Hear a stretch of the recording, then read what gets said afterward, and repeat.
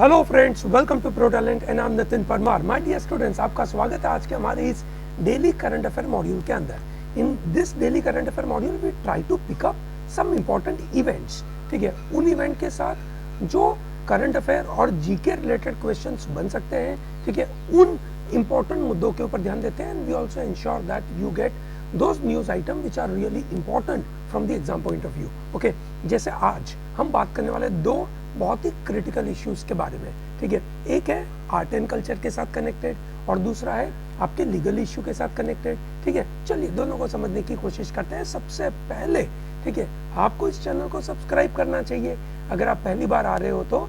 अगर आप regularly visitor हो तो हमारी मेंबरशिप ज्वाइन कर लीजिए। ठीक है, बहुत सारे बच्चे ऑलरेडी ये मेंबरशिप एंजॉय कर रहे हैं। ठीक है, आपको भी बड़ा फायदा होगा। दोस्तों, हमारे नए बैचेस भी आ चुके हैं, आप जल्द से जल्द उसका बेनिफिट उठाइए। ओके, चलिए let's start with the first point which is parliament has passed one very important bill which is known as criminal procedure identification bill. ठीक है, बिल्कुल आपने ये सुना होगा, पर आज मैं आपके सामने ऐसे कुछ से एक्सक्लूसिव फैक्चुअल केसेस बताऊंगा जहां पे ये किस तरीके से नुकसानकारक हो सकता है, वो मैं आपके साथ बात करूंगा। ठीक है दोस्तों, criminal procedure identification bill 2022 will replace very old identification of prisoners act 1920। ठीक है, ये जो कन्विक्टेड लोग हैं या अरेस्टेड पीपल है, उन दोनों का से आइडेंटिफिकेशन लेने की कोशिश करेगा। प्राइमरली ये जो बिल लेकर आए हैं वो तीन चीजों को एक्सपांड करेगा, तीन पावर को एक्सपांड करेगा। कौन से तीन पावर को एक्सपांड करेगा? पहला, ठीक है, किस तरीके के डेटा कलेक्ट करने चाहिए, ठीक है, ये उसको एक्सपांड करेगा।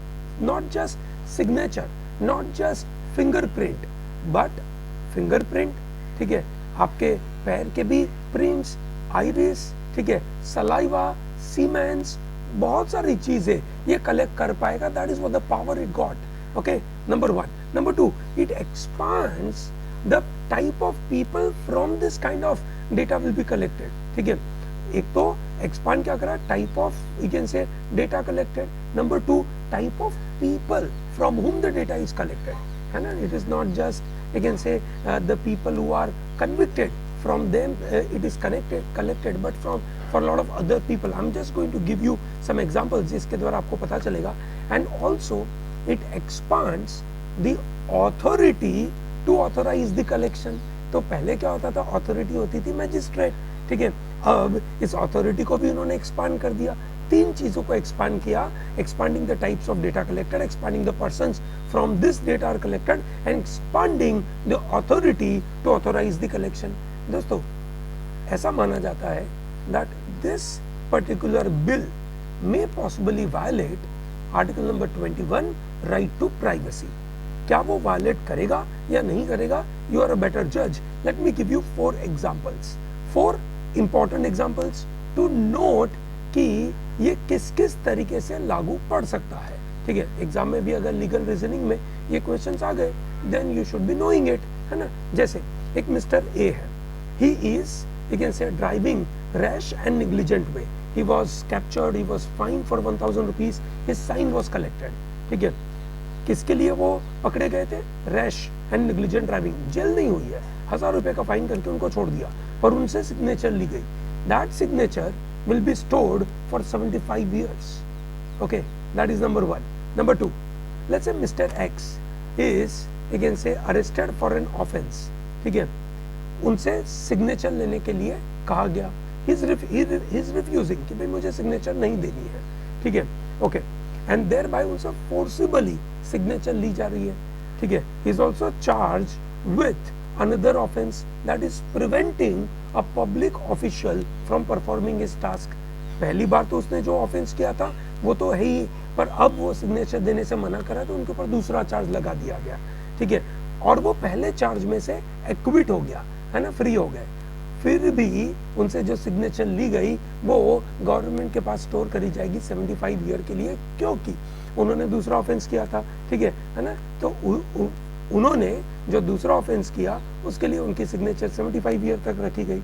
ठीक है, that's event number 2। Event number 3 देखते हैं। जैसे mister Y is arrested and उनका case is going on for some around 20 years, ठीक है, मतलब सेशंस कोर्ट से डिस्ट्रिक्ट से ऊपर ऊपर ऊपर ऊपर ऐसे करके 20 साल, which is not uncommon in India, okay, it is not uncommon, ठीक है।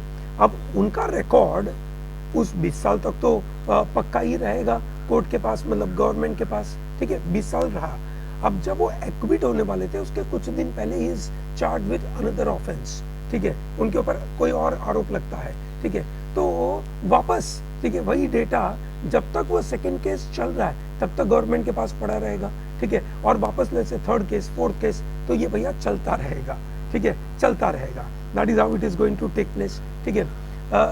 the another situation, let's say another case number 4, let's say there is Mr. Z, ठीक है, he defies section 144, ठीक है, सेक्शन 144 इज अनलॉफुल असेंबली। आपने देखा होगा पाकिस्तान में जब अगेंस्ट नो कॉन्फिडेंस मोशन लगाने वाले थे इस्लामाबाद के अंदर, तो इस्लामाबाद के ऊपर भी सेक्शन 144 लगा दिया था। तो आप ये पूछेंगे क्या इंडिया का 144 लगाया? नहीं भैया, दोनों के वहाँ पे लॉ तो सेम ही लगे ना, लॉर्ड मैकॉले साहब लेकर गए थे, उन्हीं की देन है पूरी। बट एनीवे, ठीक है, तो सेक्शन 144 को उन्होंने वायलेट किया था, उनकी फिंगरप्रिंट ली गई, ठीक है। नाउ यू कैन से जो बिल है, it does not require any connection between the measurement and the evidence needed। दोनों के बीच में कोई कनेक्शन नहीं है ना, दोनों के बीच में कोई कनेक्शन नहीं है, ठीक है। अगर वो he is found guilty of another offense, ठीक है, under let's say section 188, not 144 but 188, where he is you can say disobeying the order of public official, ठीक है, तो भी उनका डेटा 75 ईयर तक उनके पास रहेगा, ठीक है। तो दोस्तों ये एक बड़ी परेशानी की बात है। एक और बिल ऐसा राज्यसभा में पास हो चुका है which is about Delhi municipal corporation का मर्जर। 3 अलग अलग म्युनिसिपल कॉर्पोरेशन बनाई गई थी, उनको मर्ज कर दिया है। ये हमने एक आगे सेशन में भी बात करी थी हमारे डेली करंट अफेयर मॉड्यूल के अंदर, I believe it was 5th number का जो मॉड्यूल था उसमें हमने बात करी थी। दोस्तों ये क्रिमिनल आइडेंटिफिकेशन बिल के ऊपर भी हम ऑलरेडी बात कर चुके थे, but I thought to make it more elaborative in this particular front, so मैंने इसके अंदर मॉडिफाई किया। दोस्तों रमजान का महीना चल रहा है, ठीक है, तो आर्ट और कल्चर के नजरिए से धर्म को जानना इज वेरी इंपॉर्टेंट, ठीक है। तो हम आपके लिए एक मजेदार से क्विज लेकर आए। This quiz is taken from Hindu newspaper, ठीक है। हम वहां से आपके लिए क्विज लेकर आए, मजेदार सी क्विज है। टोटल मेरे पास करीबन 9 क्वेश्चंस है, ठीक है। चलिए देखते हैं कौन मुझे फटाफट आंसर दे पाएगा, ठीक है। अगर आपको पता है आप कमेंट बॉक्स में लिख सकते हैं। पहला सवाल, दोस्तों पूरे इंडियन से वर्ल्ड में अगर देखा जाए तो मुस्लिम पॉपुलेशन अगर देखा जाए तो 100% मुस्लिम पॉपुलेशन अगर कोई कंट्री में है दैट इज मालदीव्स। नंबर 2 पे आता है मॉरिटानिया, नंबर 3 पे आता है सोमालिया एंड ट्यूनिशिया, ठीक है, that is in percentage of population, ठीक है। इंडिया हैज मुस्लिम का 3rd largest population, that means कि हमारे यहाँ पे नंबर ऑफ मुस्लिम्स आर मतलब 3rd नंबर पे पूरे वर्ल्ड में। तो which country has a largest number of Muslim population in their country, ठीक है। तो दोस्तों ये समझ आया, परसेंटेज वाइज मालदीव्स। हम बात करें एब्सोल्यूट नंबर पे इंडिया तीसरे पायदान पे, जहां पे मुस्लिम 20 करोड़ लोग रहते हैं, which is really good. Bangladesh में 15 करोड़ रहते हैं, नाइजीरिया में 10 करोड़ रहते हैं, ठीक है। तो कौन से कंट्री में सबसे ज्यादा number of Muslims रहते हैं? The answer is Indonesia with 23 crore. It is at number 1, and number 2 is Pakistan with 21 crore. India is having 20 crore Muslim population. ठीक है, चलिए great. That's a question number 1. Question number 2, Ramzan और रमदान, आपको जैसे बोलना है बोल सकते हैं, रमजान बोले, रमदान बोले, ठीक है। सो ये वर्ड कहाँ से आया? What is the meaning of this word? Ramzan या रमदान का मतलब क्या होता है? दोस्तों रमजान या Ramadan word came from Arabic word called रमाद। कौन सा वर्ड? रमाद, RAMAD। रमाद means dryness, okay. So thereby Ramadan is a kind of hot month, ठीक है, it is a driest month. Islamic calendar generally lunar calendar follow करते हैं, चांद के मुताबिक वो फॉलो करते हैं, उनके जो ये महीने हैं उस मुताबिक चलते हैं। दोस्तों तीसरा क्वेश्चन आपके सामने, ठीक है। रमजान के दौरान जो फेथफुल लोग होते हैं, जो से डिवोट लोग होते हैं, they perform special prayer after every evenings last prayer, ठीक है। रमज़ान महीने में पूजा का महत्व है, रमज़ान महीने में दैट इज प्रेयर का महत्व है, रमज़ान के महीने में एब्सटिनेंस, ठीक है, भाई खाने पीने से परहेजी, सनराइज लेकर सनसेट के बीच में वो कुछ भी खाना नहीं खाते, तो बहुत महत्वपूर्ण समय है, ठीक है। सवाल ये है कि जो लास्ट प्रेयर होती है इवनिंग की, उसके बाद जो प्रेयर होता है, ठीक है, उस प्रेयर का नाम क्या है, which is one of the very important prayer, ठीक है। प्रेयर का नाम है तरावीही, तरावीही, okay, TARAWIH, in Arabic it means rest and relax, ठीक है। क्वेश्चन नंबर 4, ठीक है, रमजान महीने में मक्का मदीना जाना एक महत्वपूर्ण समय माना जाता है, हज करने जाते हैं लोग, ठीक है। हज का अपना एक महत्व है, ठीक है, हज इज वेरी इंपॉर्टेंट, ठीक है। जो इस्लाम के 5 से पिलर है उसमें से हज इज वेरी इंपॉर्टेंट, जहाँ पे मक्का मदीना में मुस्लिम पिलग्रिमेज करने के लिए लोग जाते हैं, ठीक है। So there is Hajj and then there is another thing called umrah, ठीक है। Hajj and umrah, UMRAH, Hajj और umrah, what is the difference between Hajj and उम्राह?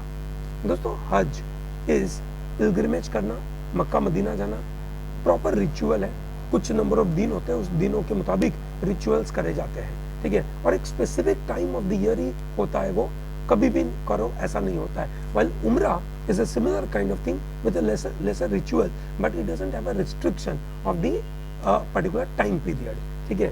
एक पर्टिकुलर टाइम पे ही आप मक्का मदीना जाकर जो रिचुअल फॉलो करते हो उसको हज बोलेंगे। उम्रा में भी आप मक्का मदीना जा रहे हो, पर आप एक से वो स्पेसिफिक टाइम पे नहीं जा रहे हैं, ठीक है। क्वेश्चन नंबर 5, ठीक है, what is the record of the traditions and the sayings of prophet Muhammad, ठीक है, which is revered as the major source of religious law and the moral guidance. It is coming to the second only to the authority of Holy Quran. Holy Quran के बाद ये दूसरी पायदान के ऊपर religious text है, जहाँ से law अपना एक से source derive करता है, moral conduct वहाँ से अपना source derive करता है। वो चीज़ क्या है? After Holy Quran, after Holy Quran, it is known as Hadith. Okay, Hadith.